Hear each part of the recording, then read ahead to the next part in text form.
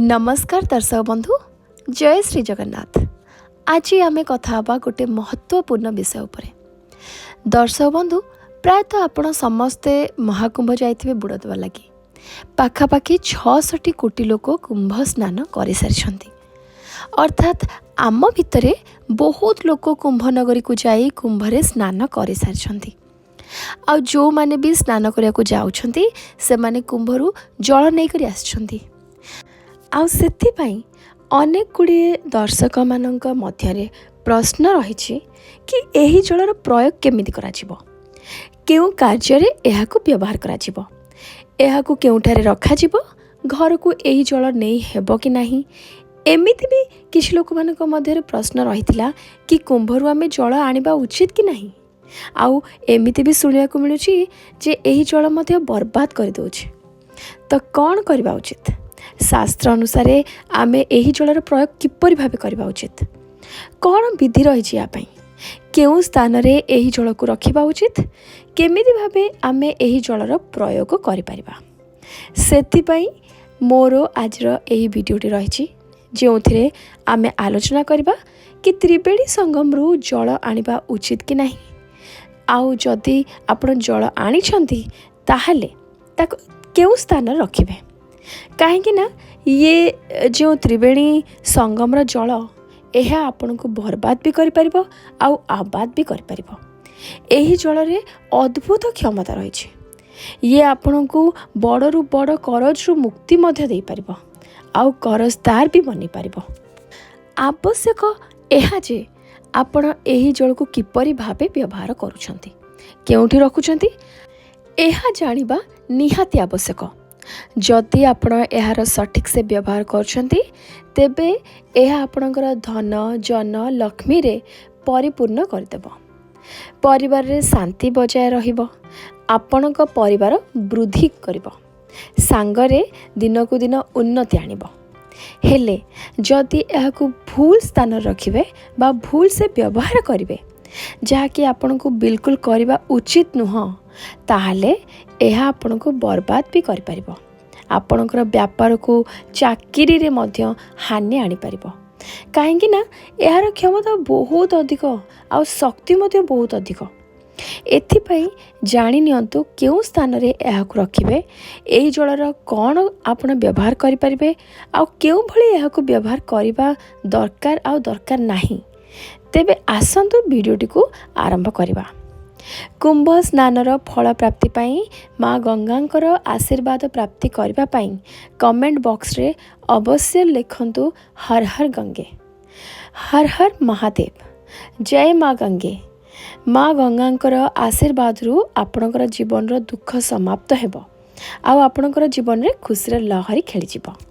तेबे आसंतु सबुठु प्रथमे जानिबा महाकुंभ त्रिवेणी संगम जल र महत्व अधिक कौन पाई रही। देखंतु त्रिवेणी संगम तो सब बेले सेठा रही थाए, त्रिवेणी संगम जल मध्य सदा सर्वदा सही ठार ही रही थाए। यार महिमा तो रही अछि, हेले जो महाकुंभ चली 144 वर्ष पर एभली जो जोग पड़ी एही समय रे आणुथबा जल एवं माटीर महत्व अधिक कौन पाई रही, यह भल भाव बुझीरवा दरकार। देखंतु बाकी समय रे आपण जदि त्रिवेणी संगम को जाउछंती आ केवल जल नहीं करी आछंती, सेतिरे माँ गंगा एवं माँ जमुनांकर प्रताप रही थाए, तांकर शक्ति मध्य सेतिरे अंतर्निहित होई थाए। हेले एबे कुंभ समय रे जेतेबेले आपण सेठाकु जाउछंती ना, सेठार केते केते लक्ष लक्ष बड़ बड़ साधु संत बड़ बड़ कल्पवासी सेठा रही थांती। सेमानकर पाद सेठारे पड़िछि, सेमानकर पाद सेठे पड़िबा द्वारा सेठी जो माटी रही ना, सेठी जो जल मध्य रही से सबू अधिक पुण्यवान हो जाउछि। काहेकि ना बहुत ही एमिति साधु संत अछंती केवल एही कुंभरे स्नान करबाकू ही आसिथांती। आउ सेमानक मध्यरे एमिति जणे जणे साधु संत रही थांती, सेमाने केते समय हेलाणी तपस्या करि आसुछंती, भगवानकर साधना करि आसुछंती। एमिति भगवानकर भक्त भगवानकर प्रिय साधु संत सेही जल रे स्नान करुछंती, सेमानकर पाद सेही माटी रे पड़ी अछि। ସେହି ମାଟି ଏବଂ ସେହି ଜଳ ଯେତେବେଳେ ଆପଣଙ୍କ ଘରକୁ ଆସିବ ତ ସେହି ସାଧୁ ସନ୍ଥଙ୍କର ପୁଣ୍ୟ ପ୍ରତାପର ଊର୍ଜା ମଧ୍ୟ ସେହି ଜଳ ଏବଂ ମାଟି ସହିତ ଆପଣଙ୍କର ଘରକୁ ଆସିବ। ତ ଏମିତି ଜାଣନ୍ତୁ କି ସାଧୁ ସନ୍ଥଙ୍କର ପୁଣ୍ୟ ପ୍ରତାପରୁ ଏବଂ କଠିନ ତପସ୍ୟାରୁ ଯେଉଁ ଊର୍ଜା ଉତ୍ପନ୍ନ ହୋଇଥାଏ ତାହା ଆଶୀର୍ବାଦ ସ୍ୱରୂପ ଆପଣଙ୍କର ଘରକୁ ଏହି ଜଳ ଏବଂ ମାଟି ମାଧ୍ୟମରେ ପହଞ୍ଚି ପାରିଛି। ଏହାଦ୍ୱାରା ଖାଲି ଆପଣଙ୍କର ଘରେ ନୁହଁ, ଆପଣଙ୍କର ଜୀବନରେ ମଧ୍ୟ ବହୁତ ପରିବର୍ତ୍ତନ ଆସିଥାଏ। କାହିଁକି ନା ଏହାଦ୍ୱାରା ଗୋଟେ ଅଲଗା ପ୍ରକାରର ଊର୍ଜା ଆପଣଙ୍କ ଘରେ ସଞ୍ଚାର ହୋଇଥାଏ। ଆପଣ ମହାକୁମ୍ଭରେ ସ୍ନାନ କରିସାରି ସେଠାରୁ ଜଳ ଆଣିଛନ୍ତି, ହେଲେ ଏହାର ସଠିକ୍ ଉପଯୋଗ ହେବା ନିହାତି ଦରକାର। କାରଣ ସେଥିରେ ଯେଉଁ ଊର୍ଜା ରହିଛି, ଯଦି ତାକୁ ସଠିକ୍ ସ୍ଥାନରେ ସଠିକ୍ ପ୍ରକାରରେ ଉପଯୋଗ କରିବେ ତାହା ଆପଣଙ୍କ ପାଇଁ ଫଳଦାୟୀ ରହିବ। ଯେଉଁ ଊର୍ଜା ଏତେ ଫଳଦାୟକ ପୁଣ୍ୟଦାୟକ ରହିଛି, ଏହା ପାପଦାୟକ ମଧ୍ୟ ହୋଇପାରେ ଯଦି ଏହାକୁ ଅନୁଚିତ ସ୍ଥାନରେ ରଖାଯାଏ ଏବଂ ଏହାକୁ ଅନୁଚିତ ଭାବେ ପ୍ରୟୋଗ କରାଯାଏ। ତେବେ ଏବେ ଆସନ୍ତୁ ଜାଣିବା ଆପଣ ଯେଉଁ ଜଳ ଆଣିଛନ୍ତି ତାହାର କେମିତି ପ୍ରୟୋଗ କରାଯିବ। ଏହାର କ'ଣ ବିଧିବିଧାନ ରହିଛି। ଆପଣ ଯଦି ଜଳ ଆଣିଛନ୍ତି ତାହେଲେ ବହୁତ ଭଲ, ଆଉ ଆପଣ ଯଦି ମାଟି ବି ଆଣିଛନ୍ତି ନା ତାହେଲେ ଆହୁରି ଭଲ। ଆପଣ ତ୍ରିବେଣୀ ସଙ୍ଗମରୁ ଏହି ଜଳକୁ ପ୍ଲାଷ୍ଟିକ୍ ବଟଲରେ ବା ଜାର୍କିନ୍ରେ ନିଶ୍ଚିନ୍ତ ଆଣିଥିବେ, କାରଣ ସେଠାରେ ମଧ୍ୟ ସେହିଭଳି ଭାବରେ ବିକ୍ରି କରାଯାଉଛି, ଯାହାକି ସୁବିଧା ହେଉଛି ଆମ ଘର ପର୍ଯ୍ୟନ୍ତ ଆଣିବା ପାଇଁ। ତେଣୁ ଆପଣମାନେ ମଧ୍ୟ ପ୍ଲାଷ୍ଟିକ୍ ବଟଲରେ ଜାର୍କିନ୍ରେ ପାଣି ନେଇକରି ଆସିଥିବେ।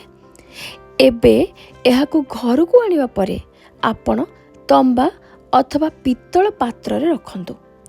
ଚେଷ୍ଟା କରନ୍ତୁ କି ଏହି ଜଳକୁ ଆପଣ ପ୍ଲାଷ୍ଟିକ୍ ବଟଲରେ ନ ରଖିବେ। ଯେମିତି ଏହି ଜଳକୁ ସର୍ବପ୍ରଥମେ ଆପଣ ଆପଣଙ୍କର ରୋଷେଇ ଘରେ ରଖନ୍ତୁ କିଛି ସମୟ ପାଇଁକି। ଆଉ ଯଦି ଆପଣ ଏହି ଜଳକୁ ଆଣିକି ଷ୍ଟୋର୍ ରୁମ୍ କି ଅନ୍ୟ କେଉଁଠି ରଖିଦେଇ ସାରିଛନ୍ତି, ତେବେ ତାକୁ ସେଠାରୁ ଉଠାଇ ନିଅନ୍ତୁ, ଏହାକୁ କିଛି ସମୟ ପାଇଁ ରୋଷେଇ ଘରେ ରଖିଦିଅନ୍ତୁ। ଆଉ ଗୋଟେ ପାତ୍ରରେ କିଛି ଜଳ ବାହାର କରନ୍ତୁ, ଆଉ ଦକ୍ଷିଣ ଦିଗକୁ ମୁଖ କରି ନିଜର ପିତୃପୁରୁଷଙ୍କୁ ସେଥିରେ ଅର୍ଘ୍ୟ ଦିଅନ୍ତୁ କି ହେ ପିତୃପୁରୁଷ, ଏହା ହେଉଛି ତ୍ରିବେଣୀ ସଙ୍ଗମର ଜଳ। ଏହାର ପୁଣ୍ୟରୁ ଆପଣ ପବିତ୍ର ହୁଅନ୍ତୁ ଏବଂ ତୃପ୍ତ ହୁଅନ୍ତୁ। ଏହି ଜଳକୁ ଆପଣଙ୍କୁ ଆପଣଙ୍କର ପିତୃପୁରୁଷଙ୍କୁ ନିହାତି ଚଢ଼ାଇବା ଉଚିତ। ଆଉ ଯଦି ଜଳ ଦେଇପାରୁନାହାନ୍ତି ତେବେ କିଛି ସମୟ ପାଇଁ ଏହି ଜଳକୁ ରୋଷେଇ ଘରେ ରଖିକି ଛାଡ଼ି ଦିଅନ୍ତୁ। କିଛି ସମୟ ପରେ ଏହିପରି ରଖିବା ପରେ ଆପଣ ଆପଣଙ୍କର ଠାକୁର ଘରକୁ ନେଇ ଏହି ଜଳକୁ ରଖିଦିଅନ୍ତୁ। ପୂଜା ଘରେ ଆପଣ ଏହି ଜଳକୁ ପୂଜା କରିବା ଆବଶ୍ୟକ। କାହିଁକି ନା ଏହା ମା ଗଙ୍ଗାଙ୍କର ପବିତ୍ର ଜଳ। ଏହାକୁ ଆପଣ ନିଜ ସହିତ ନିଜ ଘରକୁ ଆଣିକି ଆସିଛନ୍ତି। ଗୋଟେ ପ୍ରକାର ଶକ୍ତିକୁ ଆପଣ ନିଜ ସହିତ ନିଜ ଘରକୁ ନେଇକରି ଆସିଛନ୍ତି। ତେଣୁ ଏହି ଶକ୍ତିଙ୍କର ପୂଜା କରିବା ନିହାତି ଆବଶ୍ୟକ। ଏହି ଜଳପାତ୍ରକୁ ଗୋଟେ ଚୌକି ଉପରେ ରଖି ଚନ୍ଦନ ଅକ୍ଷତ ଲଗାଇ ଦିଅନ୍ତୁ, ଫୁଲର ମାଳା ପିନ୍ଧି ଦିଅନ୍ତୁ, ଧୂପ ଦୀପ ତାଙ୍କୁ ଚଢ଼େଇକି ପୂଜା କରନ୍ତୁ। ଏହି ପ୍ରକାରରେ ଆପଣ ଏହି ଜଳକୁ ପୂଜା କରନ୍ତୁ। ଆଉ ହର ହର ଗଙ୍ଗେ ଜପ କରନ୍ତୁ, ଆଉ ପ୍ରାର୍ଥନା କରନ୍ତୁ କି ହେ ମା ଗଙ୍ଗା, ଆପଣଙ୍କୁ ଆମ ଘରେ ଅନେକ ଅନେକ ସ୍ୱାଗତ। ଆପଣଙ୍କୁ ନିବେଦନ କରୁଛୁ କି ସଦା ସର୍ବଦା ଆମ ଘରେ ବାସ କରନ୍ତୁ, ଆଉ ଆମ ଉପରେ କୃପା କରନ୍ତୁ। ଆଉ ନକାରାତ୍ମକ ଶକ୍ତି ସଦା ସର୍ବଦା ଏଠାରେ ଦୂରରୁ ରହନ୍ତୁ। ଏହି ପ୍ରକାରରେ ହାତ ଯୋଡ଼ିକି ପ୍ରାର୍ଥନା କରନ୍ତୁ, ଆଉ ମା ଗଙ୍ଗାଙ୍କୁ ଏବଂ ସାଧୁ ସନ୍ଥଙ୍କୁ ସ୍ମରଣ କରି ପ୍ରଣାମ କରନ୍ତୁ। ଏହି ପୂଜା ଆପଣଙ୍କୁ ଯେଉଁ ଜଳ ଏବଂ ମାଟି ନେଇକରି ଆସିଛନ୍ତି ତାଙ୍କୁ ସାମ୍ନାରେ ରଖିକି ହିଁ କରିବା ଆବଶ୍ୟକ। ଗୋଟେ କଥାର ଧ୍ୟାନ ସବୁବେଳେ ରଖିଥିବେ କି ଏହି ଜଳ ବହୁତ ପବିତ୍ର।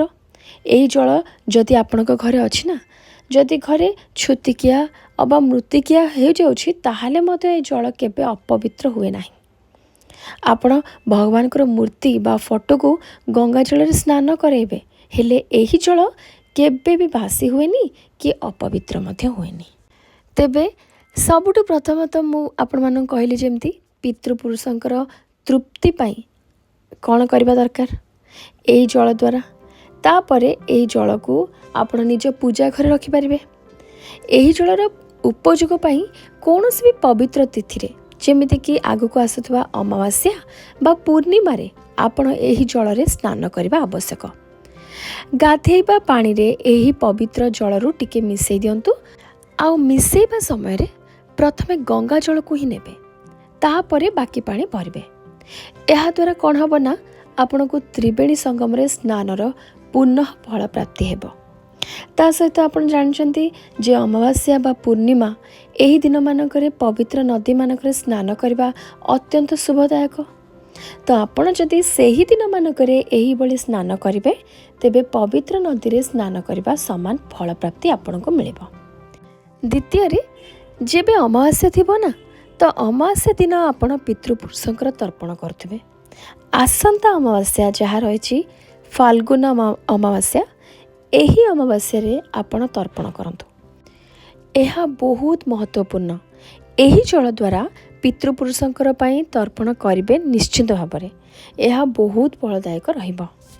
ଇଏ ତ ରହିଲା କୁମ୍ଭରୁ ଆଣିଥିବା ଜଳ ବିଷୟରେ। ଆସନ୍ତୁ ଜାଣିନେବା ଯେଉଁ ମାଟି ଆପଣ ଆଣିଛନ୍ତି ପବିତ୍ର ତ୍ରିବେଣୀ ସଙ୍ଗମରୁ, ତାର କ'ଣ କରିବେ।